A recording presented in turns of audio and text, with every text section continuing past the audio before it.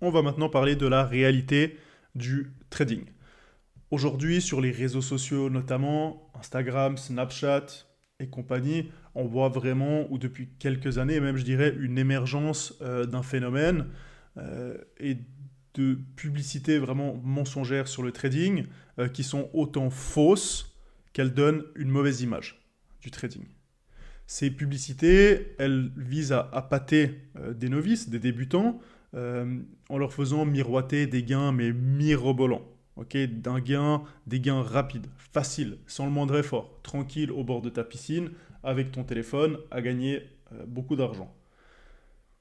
Malheureusement, ils utilisent, ou heureusement, j'en sais rien, mais ils utilisent, en tout cas, ils n'hésitent pas à se filmer avec des yachts, des jets privés, des Ferrari, bref. Ils essaient de représenter le luxe, la réussite. Alors il faut savoir que tout ça, c'est loué, ça n'est absolument pas à eux. Ou alors, si c'est à eux, ils ont gagné beaucoup d'argent, mais absolument pas avec le trading, mais avec les formations qu'ils ont vendues ou les services. Ok. Donc ils essayent de jouer sur l'émotionnel. Ils essayent de te vendre du rêve. Ok, ils vendent du rêve aux personnes qui les suivent. Mais les personnes qui les suivent, elles vont jamais réussir à trader en fait. Elles vont jamais faire de la performance. Il y a encore pire, il y en a certains qui effectuent des actions via des brokers qui sont pas régulés. Donc ils essayent de te vendre des choses à bas prix ou même gratuites. Mais par contre, en contrepartie, tu dois ouvrir un compte chez un broker de leur choix. Ces brokers, souvent, ils sont pas réglementés, ni par l'AMF, ni par aucune autre instance. Donc ils font ce qu'ils veulent. Et ces brokers, qui sont des brokers véreux, hein, concrètement, qui sont souvent à Hong Kong ou aux îles Caïmans ou je sais pas où, hein, eh ben, tu vas déposer de l'argent chez eux. Souvent, c'est 2 à 500 dollars ou euros.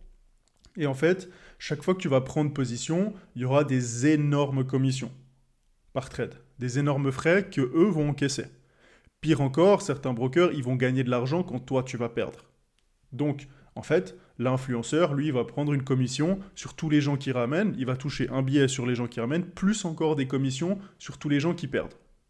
Ok. Donc, tout ça, ça donne une très mauvaise image du trading, ça fait percevoir ça comme une arnaque. Maintenant, il faut savoir, c'est que le trading, c'est pas ça. Ok. C'est pas ce qu'on voit sur les réseaux. On ne devient pas médecin ou comptable ou tout autre métier en 2 jours ou 2 semaines. Ça en va de même pour le trading et l'investissement. Il y a des compétences à avoir. Il faut se former. Il faut s'entraîner en compte démo. Tu peux le faire tout seul, mais c'est mieux d'être suivi, d'avoir un mentor, d'avoir un maître d'apprentissage pour t'aider dans cette démarche. Ok. C'est pas en regardant deux trois vidéos YouTube, quelques citations de motivation sur Instagram que tu vas y arriver. Ça, de nouveau, c'est sur les réseaux. Ok. Donc, malgré son accès qui est rendu facile, comme je l'ai dit, avec les brokers en ligne, maintenant la création des CFD, le trading, c'est une vraie discipline. Ça nécessite, comme je l'ai dit, de réelles connaissances, autant techniques que fondamentales. Donc, encore une fois, il faut une vraie formation dispensée par un vrai trader. Attention, il y a beaucoup de formations qui sont faites par des personnes qui ne traitent pas. Beaucoup, c'est juste des copies. Ok, ça apporte rien, il n'y a aucun soutien derrière, il n'y a aucun encadrement.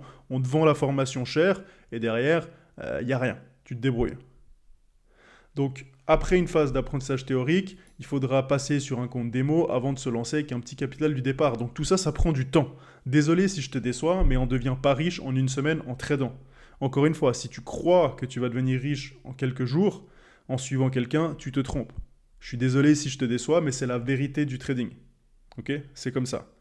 Par contre, une fois que tu as suivi une formation, que tu travailles, et il faut mettre quand même un certain investissement, ça se fait encore une fois pas en quelques jours, il faut manger du graphe, il faut étudier l'analyse technique, l'analyse fondamentale, avoir aussi un petit peu d'expérience, comprendre comment les différents actifs bougent, eh ben, tu peux arriver à accéder à un monde qui t'offre de grosses possibilités. Ok. Et en effet, tu peux gagner de l'argent. Maintenant, comme dans tous les domaines, il y a seulement un nombre limité d'élus.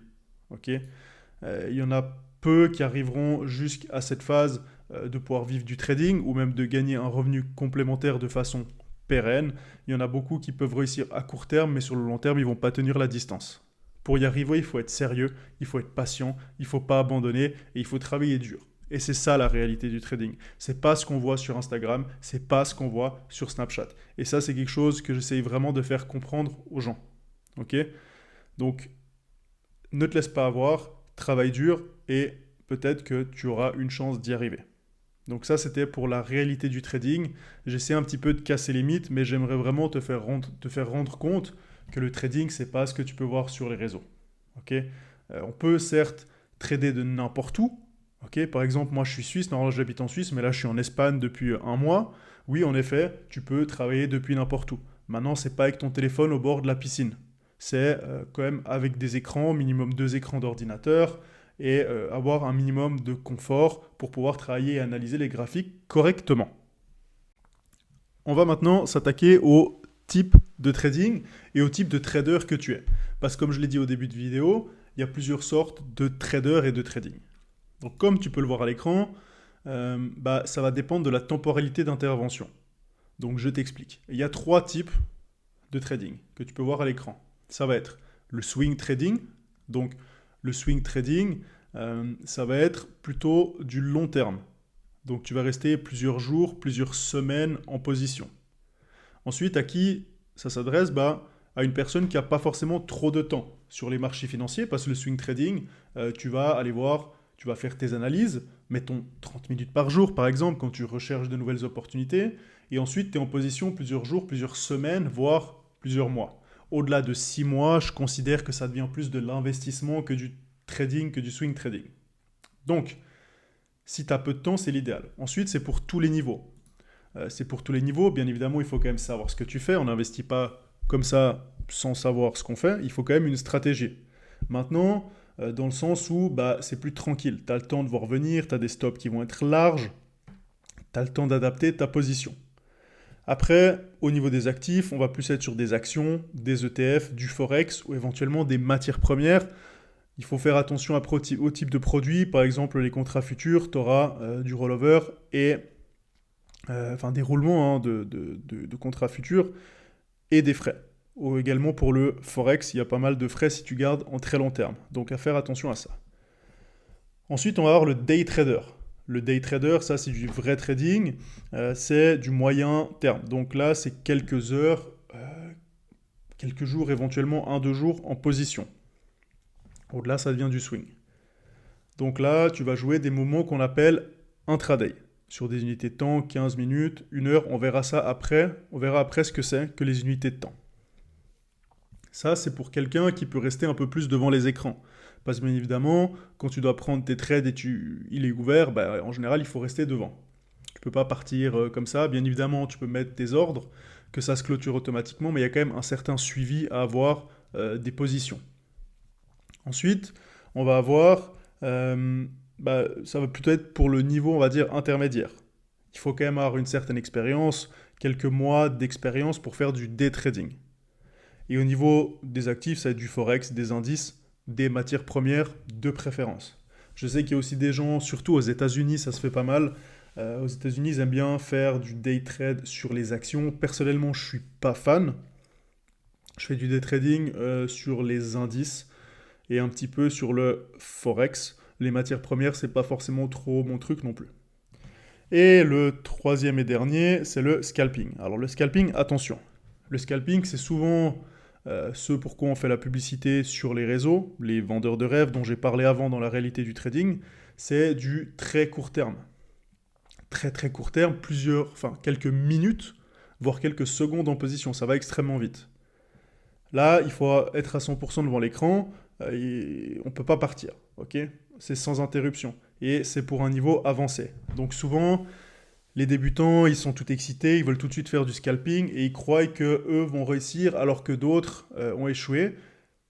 Le scalping, il faut avoir un niveau avancé. Si tu commences par du scalping, tu vas te planter très clairement. Que tu le veuilles ou non, même si tu n'y crois pas, c'est extrêmement compliqué. Et ça se fait plutôt sur les indices. En tout cas, moi, je le fais sur les indices. Il y a des gens qui le font sur le forex, même peut-être sur les actions. Personnellement, je le recommande sur les indices. Donc comme tu peux le constater, c'est grandement déconseillé. Pour quelqu'un de débutant, je préconise de commencer par du swing trading et ensuite éventuellement du day trade. Le scalping, c'est après plusieurs mois, voire années d'expérience. Pas avant. Pas avant. Et ça, c'est quelque chose qui est très important d'intégrer. Donc, chaque type de trading ne sera pas adapté à tout le monde. Il y a des gens qui aiment que le court terme, il y a des gens qui aiment que le long terme. Ça dépendra de ton temps à disposition, comme tu l'as vu, et ton expérience sur les marchés. Donc le swing trading, plutôt long terme. Day trade, c'est plusieurs heures, voire plusieurs jours. Et le scalping, pardon, c'est très très court terme. Ça, c'est plus tard.